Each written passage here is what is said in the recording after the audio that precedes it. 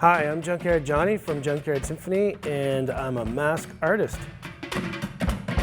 Well, we do lots of rhythm and ecology workshops, focusing on the 4 Rs, which are reduce, reuse, recycle, and rock. We basically try to get the kids involved, participating with lots of energy and excitement, creating lots of smiles. Hopefully, we inspire them to be artists themselves. Part of it is just spreading the message of recycling, but also inspiring the kids to learn about music and the environment.